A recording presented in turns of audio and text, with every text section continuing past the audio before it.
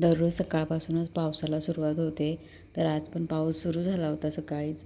तर हे गेल्यानंतर ऑफिसला पाऊस सुरू झाला थोड्या वेळानंतर आणि मी ना इथे तुम्हाला बोलत होते. पण काय झालं ना, पावसाचा आवाज एवढा जोरात होता ना, की मी काय बोलते ना ते काहीच ऐकायला येत नव्हतं.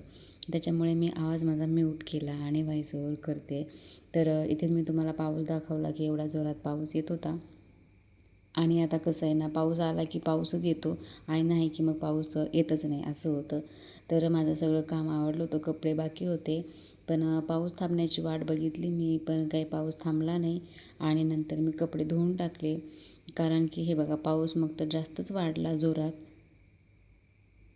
तुम्हाला जवळून दाखवते आणि हे बघा इथे ना रस्त्यावरती एवढं पाणी होतं ना, की जाताना येताना खूप प्रॉब्लेम होतो आणि काय माहिती आहे, तर पाणी त्यांनी असं बाजूला काढूनच दिलेलं नाही. थोडाही पाऊस पडला ना, की एवढं पाणी साचतं ना इथे, की गाडीवर तर जाता येताच येत नाही. आणि घरी येणारा तर पूर्ण भिजूनच यावं लागतं. आणि मग काय, हे पण भिजूनच आले होते घरी. मग यांना भजे म्हटले की आता भिजून आलो आहे मी, तर मला भजी बनव. तर इथे फक्त मी लसूण मीठ घातलेलं होतं, जास्त काही घातलेलं नव्हतं. तर असंच बनव म्हटले, जास्त काही घालू नको, कांदा वगैरे काहीच टाकू नको, असेच बनव मला. तर मी त्यांच्यासाठी तसेच भजे बनवले, कारण पावसातून आल्यानंतर ना भजी खायला खूप छान वाटतं खरंच. तर मी त्यांच्यासाठी भजीच बनवले.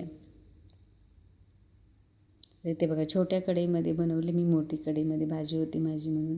तर एवढे फुगले असे आणि बघा मस्त अशी पावसाची भजीमध्ये आनंद. आणि कालच म्हणजे चिपट्या वगैरे तर झाल्या, मी भजी कालच केला, आखड कालच तळला. पण यांना आज पण खायची होती म्हणून चला म्हटलं आता खाऊ द्यात. आता पावसाळ्यामध्ये तर हे होतंच सारखं, तळायचं पापडी भजे तर होतच राहतं. आणि मग म्हटले की जेवायला दुसरं काही बनवू नको, फक्त खिचडी बनव. आणि मी खिचडीच बनवली. मग जास्त दुसरं काही बनवलं नाही, म्हणजे गरम गरम खाता येईल म्हणून. आणि आम्ही 8 दिवसातून एकदा खिचडी बनवतो, म्हणजे जास्त भात पण आम्ही खात नाहीत.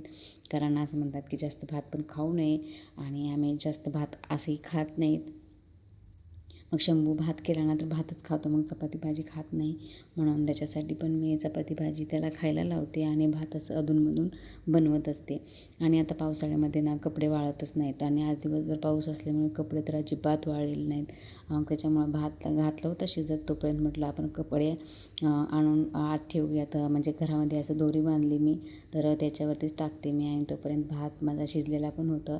घरच्या तांदळाचा मी भात बनवलेला होता, रेशनच्या तांदळाचा, चिकट चिकट छान मस्त लागतो. तर कसा वाटला व्हिडिओ कमेंटमध्ये नक्की सांगा.